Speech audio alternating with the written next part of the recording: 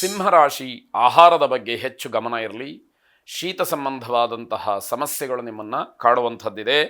ಜೊತೆಯಲ್ಲಿ ಕೆಲಸ ಮಾಡ್ತಕ್ಕಂಥವರ ಸಹೋದ್ಯೋಗಿಗಳ ಸಹಕಾರ ಪರಿಪೂರ್ಣವಾಗಿ ನಿಮಗೆ ಸಿಕ್ಕುವಂಥದ್ದು. ಆಡಳಿತ ವರ್ಗ ಮತ್ತು ಪ್ರಬಲವಾದಂತಹ ವ್ಯಕ್ತಿಗಳ ಮನಸ್ಸಿಗೆ ಬೇಸರ ಉಂಟಾಗಬಹುದು.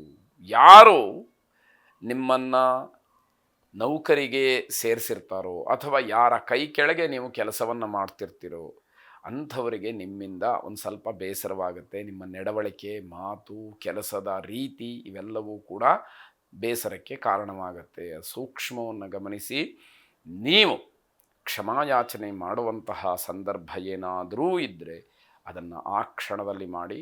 ನಿಮ್ಮ ಕೆಲಸದ ಅಥವಾ ನಿಮ್ಮ ವರ್ತನೆಯ ಮಾತಿನ ಶೈಲಿಯನ್ನು ಸ್ವಲ್ಪ ಮಟ್ಟಿಗೆ ಬದಲಾಯಿಸಿಕೊಂಡು ಹಿರಿಯರ ಮನಸ್ಸನ್ನು ಗೆಲ್ಲೋದಕ್ಕೆ ಪ್ರಯತ್ನವನ್ನು ಮಾಡಿ ಅನ್ನುವಂತಹ ಸಲಹೆ. ಸ್ನೇಹಿತರ ಜೊತೆಯಲ್ಲಿ ಜಗಳವನ್ನು ಮಾಡ್ಕೊಳ್ತೀರಿ. ನಿಮ್ಮ ಕೆಲಸದ ಗುಣಮಟ್ಟ ಕಡಿಮೆ ಆಗುತ್ತೆ. ಮನಸ್ಸು ನಿಮ್ಮ ಹತೋಟಿಯನ್ನು ತಪ್ಪುತ್ತೆ ಅನ್ನುವಂತಹ ಅರ್ಥ. ಕೋಪ ಅನರ್ಥಕ್ಕೆ ಕಾರಣವಾಗುತ್ತೆ. ಕೋಪದ ಕೈಗೆ ಬುದ್ಧಿಯನ್ನು ಕೊಟ್ಟು ತೊಂದರೆಯನ್ನು ಮಾಡಿಕೊಳ್ತೀರಿ ಅನ್ನುವಂಥದ್ದಾಗತ್ತೆ.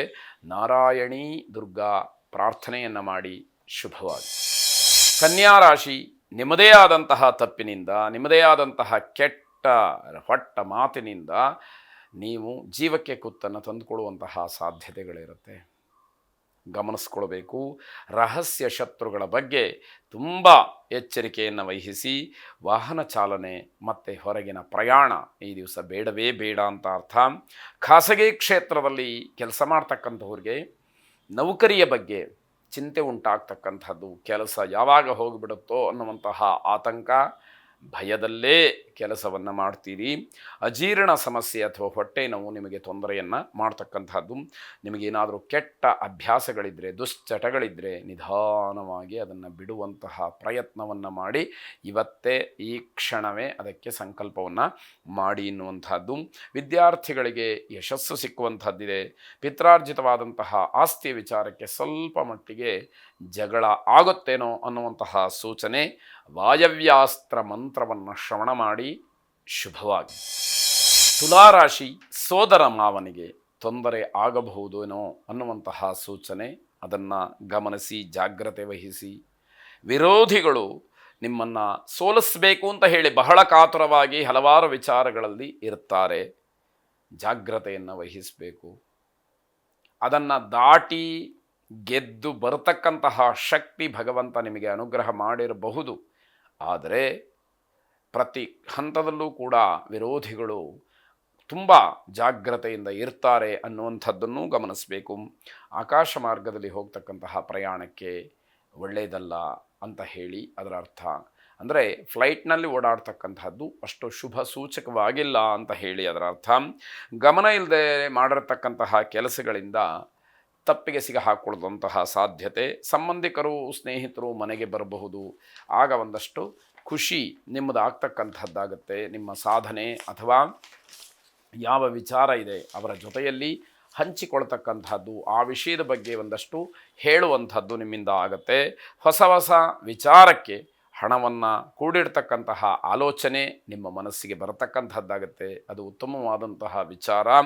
ವೈರೋಚನೀ ಶಕ್ತಿಯನ್ನು ಪ್ರಾರ್ಥನೆ ಮಾಡಿ. ಶುಭವಾಗಿ. ವೃಶ್ಚಿಕ ರಾಶಿ, ಭೂಮಿ, ಆಸ್ತಿ ಇತ್ಯಾದಿಗೆ ಸಂಬಂಧಪಟ್ಟಂತೆ ಶುಭ ವಾರ್ತೆಯನ್ನು ನೀವು ಕೇಳಬಹುದು ಅಂತ ಹೇಳಿ ಅರ್ಥ. ವ್ಯಾಪಾರದಲ್ಲಿ ಹೆಚ್ಚು ನಷ್ಟ ಸಂಭವಿಸ್ತಕ್ಕಂಥದ್ದಿದೆ. ಸ್ವಲ್ಪ ಜಾಗ್ರತೆಯನ್ನು, ಬುದ್ಧಿವಂತಿಕೆಯನ್ನು ಉಪಯೋಗ ಮಾಡಿ ವ್ಯವಹರಿಸಬೇಕಾದಂಥದ್ದು. ಆರೋಗ್ಯದಲ್ಲಿ ಸಣ್ಣ ಪುಟ್ಟ ಏರುಪೇರಾಗಬಹುದು, ಅದನ್ನು ಗಮನಿಸ್ಕೊಳ್ಳಿ. ಸ್ನೇಹಿತರಲ್ಲಿ ಸಂಬಂಧಗಳು ಹೆಚ್ಚಾಗಬಹುದು, ಅದನ್ನೂ ಕೂಡ ಗಮನಿಸಬೇಕು. ಉತ್ತಮವಾದಂತಹ ಒಂದು ಒಡನಾಟಕ್ಕೆ ಅವೆಲ್ಲ ಅವಕಾಶವನ್ನು ಮಾಡಿಕೊಡ್ತಕ್ಕಂಥದ್ದಾಗುತ್ತೆ.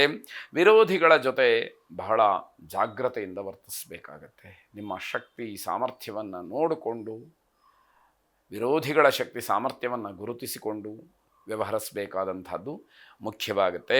ಮನಸ್ಸಿಗೆ ಮತ್ತು ವ್ಯವಹಾರಕ್ಕೆ ಬಹಳ ಒಂದು ರೀತಿಯಲ್ಲಿ ಸಂತೋಷ ಸಿಕ್ಕುವಂತಹ ದಿವಸ. ಸಾಯಂಕಾಲದ ಹೊತ್ತಿಗೆ ಸಂಬಂಧಗಳಲ್ಲಿ ಬಿರುಕು ಬಿಡ್ತಕ್ಕಂಥದ್ದು, ಮಾತಿನ ಚಕಮಕಿ, ಹೇಳಿದಂತಹ ಮಾತು ಏನೋ ಅನರ್ಥಕ್ಕೆ ಕಾರಣ ಅಂತ ಹೇಳಿ ಊಹಿಸಬಹುದು ಅನ್ನುವಂಥದ್ದು. ಮಾನಸಿಕವಾಗಿ ಬೇಸರ ಕಾಣುವಂಥದ್ದಿದೆ. ಶಾಂತಿಪ್ರದ ದುರ್ಗೆಯನ್ನು ಪ್ರಾರ್ಥನೆ ಮಾಡಿ. ಶುಭವಾಗಿ.